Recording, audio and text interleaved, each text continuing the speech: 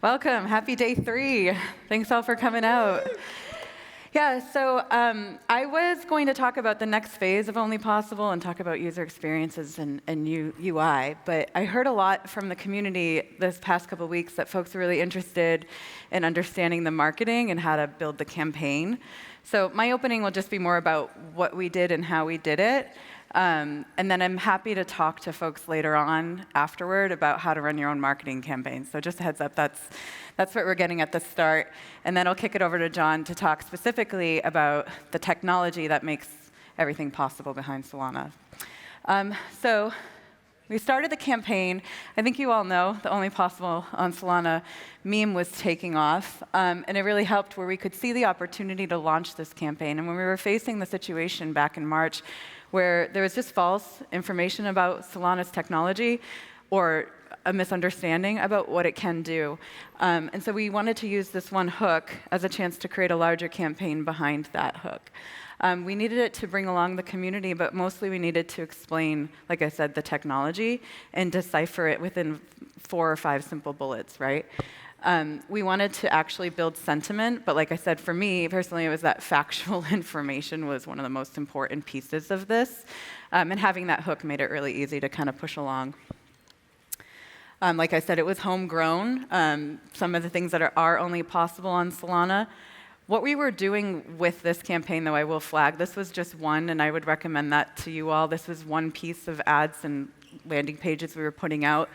I don't know if you've noticed, but at the same time, we're also running developer advertisements and targeting folks who don't know about Scalana on LinkedIn with specific messages, as well as Reddit and Twitter. So what I'm going to talk to you about with Only Possible is just one of 5 or 6 things we're running at this time. But this one is very specific to this great momentum.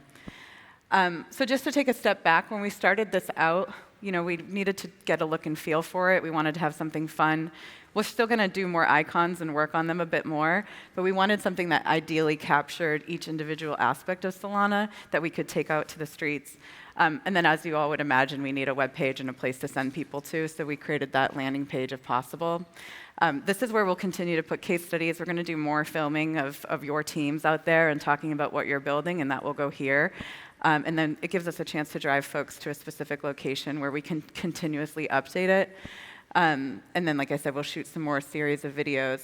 One of the things we had to do, and this is, I think, a piece that's going to be a little bit more difficult to get into full details here in this presentation, but again, I'm happy to talk about it after, is the tracking and the clicks and the how much should you expect to spend on something, and when is something costing too much, when should you kill it. And so for Foundation, we actually had to put a lot of effort into the back end, into the website, and set up, I don't know if you'll all notice, but now we have like the cookie request on the page, because before we weren't able to see where folks were going and what they were doing, and this whole campaign has kind of kicked off a lot of back-end tracking.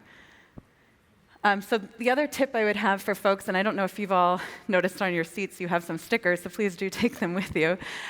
We launched in phases, so I would highly recommend just starting small. It's something that I've learned for the last 10 or 20 years of this, where you do need to do a pebble versus a huge boulder into the water. You need to start with a pebble and see where the ripples go. And so for us, we just launched in phases. I think we're only at like phase 1 or 2 out of 4 or 5 right now for our Only Possible campaign. And by phases, I just mean we put out posters in Berlin, right? Or we shared some of our details with some of the community members and asked them to post it. We just kicked off our digital ads on Twitter, and we're just starting to track which ones are doing well, and then we're taking down the ones that aren't. Or the ones that are, we're like amplifying them more and putting them more places. So don't think you have to do everything all at once. It's actually better to just kind of start seeding it. Marketing and promoting your product, it should be a learning experience. It shouldn't be a one and done. You should feel free to test things out and track it, and know that you might change. It doesn't have to be everything perfect all at once. Put it out there, see what your audience takes away from, and then adjust accordingly. So that's kind of where we're at right now. Like I said, we're going to do Twitter, YouTube, Reddit, and LinkedIn for the audiences. I will share with LinkedIn and things, we are trying to reach more business decision makers and folks who don't quite know Web3 or don't understand the technology. So this campaign was interesting, where we did need to explain the product, which is on the took some time to articulate the 4 areas we wanted to focus on. As you all know, there's so much more with Scalana's technology that you can do. So honing in on very specific things were important. But we needed to reach developers, but we also needed to reach folks who didn't know about Scalana, but were making the decisions for large companies. Like, they're the ones deciding what they're going to build on, and they need to hear from us and understand what it is possible with Scalana too. So we had 2 audiences that were very different people, but I think the higher level messaging reaches both. We actually are following along with long-term extra beats, so I would highly recommend, think about how your campaign can run through different phases and what content you can create that lasts longer. I'm not sure if you all noticed too, when we kicked off the videos from the teams here, we got a massive spike. We got 96 million views to the videos, and they came weeks after, so it's really nice to have a phased out approach of content. With our posters, hopefully you've seen some here, but with our posters, we were trying to just tie them to key locations that you were all at. So for the posters, it was very much a community inspiration.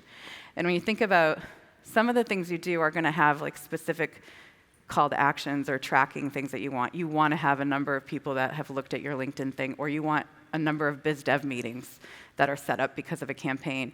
With things like this, it was mostly awareness. So we just wanted views and folks to see us and know that we were out there doing something that is only possible on Scalana. And I don't mean the marketing team is out there doing. I mean, seeing Scalana in the space amplifies the awareness of that message. So these were strictly just eyeballs. And as you know, we love to get the community involved, so this was more of a grassroots effort. So what's next? So we're moving on to the next phase. You may see different phrases from us, like join the side if possible. I think we are going to stick with the possible for Scalana and keep going with that for a bit. We're going to do some more resources. We really want the landing page to be a place of information. I definitely don't want things to be marketing. I don't like the copy to be marketing copy. The next revolution doesn't help anybody.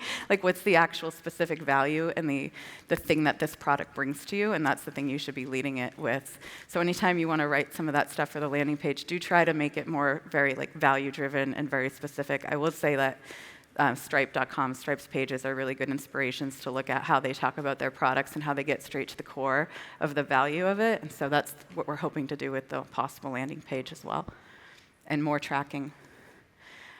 This is a really quick slide to show you how, this is the stuff that I mentioned earlier that I would be maybe easier to get through on a phone call. I'm happy to talk. How we do look at these impressions and what we saw just within a first 2 weeks, the clicks, the engagement rates, and if you see as you see it and you're thinking okay, we're actually spending too much on this, we're not getting enough eyeballs. Or this one is running through a ton of impressions, but we're also getting a bunch of clicks, and so that's really good. They're heading to our site, and a click means they're actually taking the action of the thing. And then obviously you'll have your click-through rate, which means the push-through, that somebody has actually come through the funnel. And then you can test to see if this is actually working. And like I said earlier, I just highly recommend killing something that isn't working. But you got to get it out there first and see how your audience is adopting it.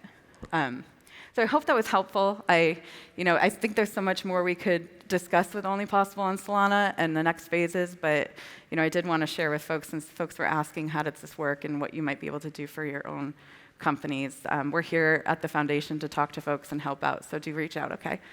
Thanks. And now up next, introduce John Wong, who's going to talk about all the tech behind everything that's on this site.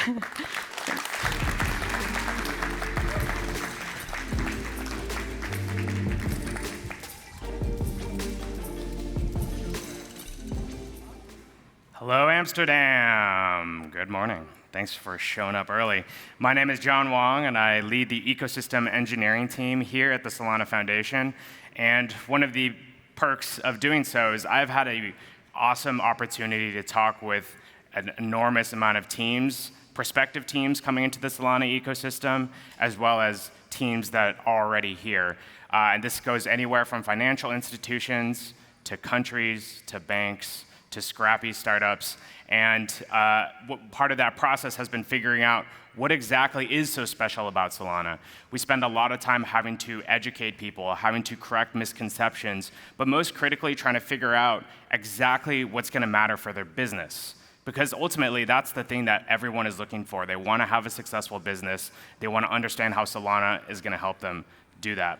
And so we do that by going through a bunch of information about Solana, and I'm going to cover as much as I can. I'll call this the abridged version of what I typically do for this. I do have like 300 copies of the same presentation mixed around and all that sort of stuff. But I'm going to give you the goods, and I'm going to do it in record time. So the first thing you got to start with is what actually is Solana. Solana is a decentralized, globally distributed state machine achieving consensus at the speed of light. That's just a whole bunch of buzzwords. But you know what's cool about Solana and the speed of light is we actually named the gas token. It's not a coincidence that we named it the speed of light token. It is a coincidence. But to be serious, the decentralized permissionless network of the future is here today. And that's the most critical thing for most people. It's not something that we think about, or it's not something that we hypothesize about. It's not something that is just a dream. That network is here today, and it's something that's really critical for many businesses making decisions. Solana is already the world's most used blockchain. We're doing more transactions on any day than every major chain combined, right? We are already doing this today. We're also fast to finality, right? This is taken straight from the Circle API docs as to how fast or how long you have to wait to make sure that something has settled on Solana. This is great because if you're making a payment, if you're buying a coffee, you can't buy a coffee and walk away and find out that you got reorged. That just doesn't work for a business that's trying to build a great experience.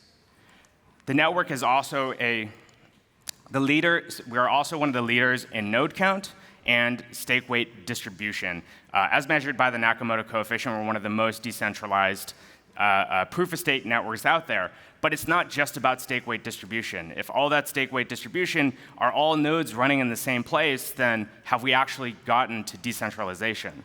And happy to share more data here. This one is from Masari around the data centers and data providers that are running different nodes on different networks. And if you take a look at that Solana one, it is fourth, and you will take a look at it. There's a big red section of it, but if you look real tiny in small text, it says 86 other providers. And that's a big piece of this story here, is that the Solana network is distributed on data centers all around the world.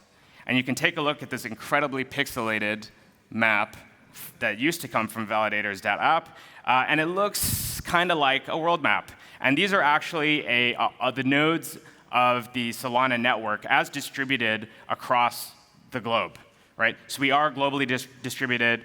They're accessible from basically anywhere in the world.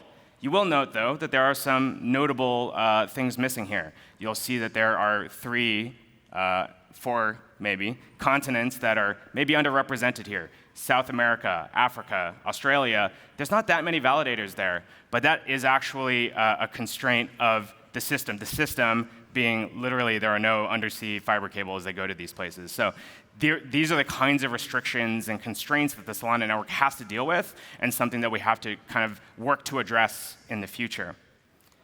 But with such a great, fast, performant network, there's a lot of value and benefit for you and your user experience.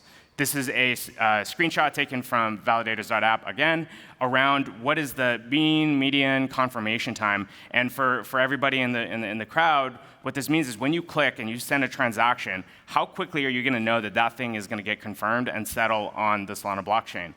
300 milliseconds over here means that someone is clicking it, this thing is making it around the world and back, and you already know that you can have that thing finalized on the Solana network.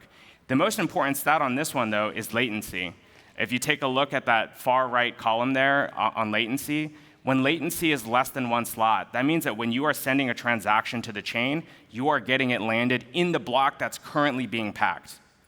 That's as fast as you can get. Now let's go back 1 slide here and think a little bit about the next sort of problem that the Solana network is attempting to solve, which is that if the network starts to get much faster, our competition is actually physics itself. You just literally cannot get data from one place all the way around the world and back underneath 200 milliseconds, right? So we have to start thinking about how validators are distributed. We have to start thinking about how the blocks are getting packed and all the different algorithms. So this is a huge boon to Solana. This is like the thing the problem, and I think we can figure it out. What's nice about the validator network is that there is a diversity of clients. This is a huge part of resiliency on the network. And today we have two sort of dominant ones on mainnet, and in the future we want to have 4 different ones operating different things. And what that means is that if there's a bug in one of them, it doesn't cause a catastrophic effect on the rest of the network. The second big point is that Solana is actually designed to power economies of scale. You've heard a lot about local fee markets, but a lot of people don't quite understand exactly how it all fits together. So on most chains, you have one big funnel of everything going, and so when something's happening, like an NFT mint or something like that, it causes gas fees to rise, which means that your business has to pay more to get things done. On Solana, we can separate those things out, parallelize the execution of different things that are happening. And so if there is an NFT mint, or if there's a bunch of arbitrages, we can actually spread that out and make sure that if your consumer experience is payments focused, that you can get that through to the blockchain. And as it relates to things like digital assets, it's critical for businesses to understand the kinds of costs that are associated with those things. With state compression, we can actually reduce the cost of minting 1 million NFTs down to $141. This slide is a little out of date, as you might expect. But the idea here is that you can think about a whole different set of products now that digital assets can be abundant and wide-ranging, and you can use them to track basically anything. And we're seeing that already impacting the network. We've seen 96 million NFTs already minted with compression just since April 2023. Now, the next part is thinking about what the developer experience looks like, because most teams need to understand resourcing, need to understand skills and training, and quite often they're coming from an EVM background. Like, how do we get from there to a place where we can actually ship product on Solana? I won't say that the developer experience is like buttery smooth, amazingly easy. I mean, chewing glass is kind of real, but I will say that the developer experience on Solana is incredibly high leverage. A few reasons. One is that you can use a swath of general-purpose programming languages like Rust, C, Python to build smart contracts on the Solana blockchain. The account model allows you to construct very complex features like smart contract wallets or things like account abstraction. These things have been existing on Solana for like 2 years. We just never called it account abstraction. As it relates to building and deploying and auditing code, sometimes you don't have to do that.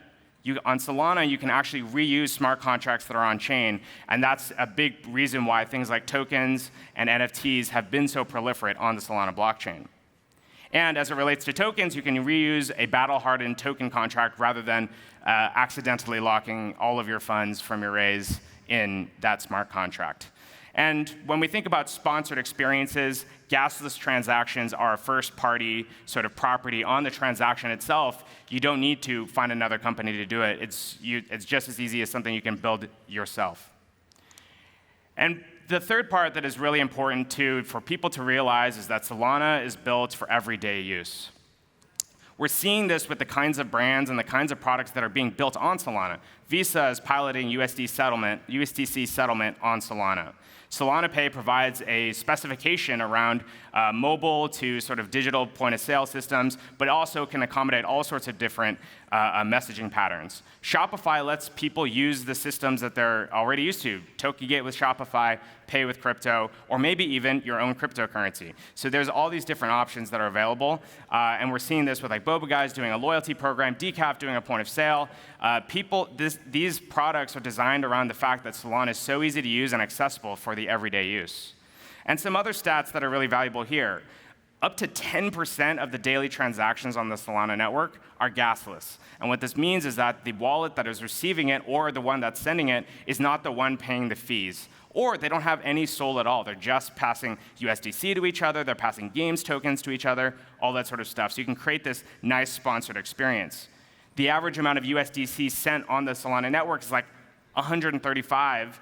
On Ethereum, it's about 6,500. So we know that Solana is being used for everyday uses, and people are paying each other in USDC. Combine that with the sort of growth of stablecoins across the Solana network and the world, really, and combine that with the newest SPL token program, we're going to start to see a lot more everyday use cases in countries all around the world. When we add it all up and you think about a robust network that's built for resiliency, a network that can handle high throughput, fast finality, a network where you can forecast your costs, you can forecast the things that you're going to need for your business, and you combine that with a really, really blossoming ecosystem of protocols and programs, and the ability for developers to take advantage of that. You can operate at much smaller, you can operate at much higher operational leverage because you can have a small team but work together with a lot more people. When we talk about that with businesses, for a lot of times, sometimes they're just like, hey, I don't need all of this. And that's okay. That's totally all right. But for the businesses who do, for the businesses who want to build at world scale, there's only one place that you can do it today. Thank you.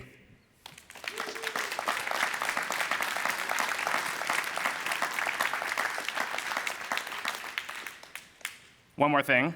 I know that not everyone here are engineers. We do have a lot of BD folks and folks that just want to talk about this with their countries, their institutions, their businesses. I'm happy to announce that we're going to be open sourcing all of our decks on compression, the one that you just saw, SPL tokens, so that you can go and talk about it the same way that I just did. Thank you.